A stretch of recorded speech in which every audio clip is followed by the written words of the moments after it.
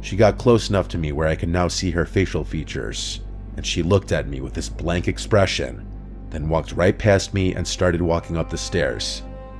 I followed her upstairs, but as soon as she got to her room, she slammed her door shut. I knocked on the door saying, "Martha, are you alright?" She didn't respond.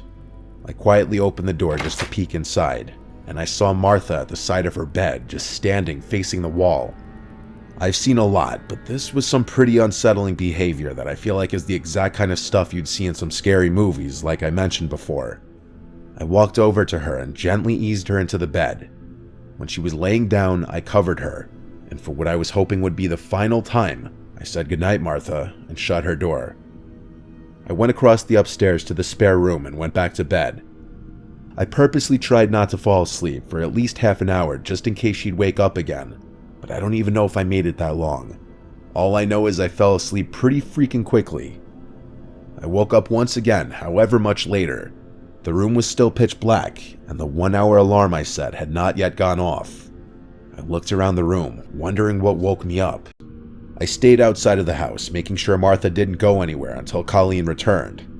When Colleen went inside, Martha was back in her bed asleep. Colleen went as far as accusing me of exaggerating the whole thing until she found the knife next to Martha's bed. To not give her any more fuel to blame me for any of this, I left out the fact that I ever went to sleep. But that doesn't mean that I felt in any way I did anything wrong. Colleen even offered me that room to sleep. I never worked in that house again. Martha was a scarier patient than I'd ever dealt with in any of my jobs in my 9 years of being a direct care aide.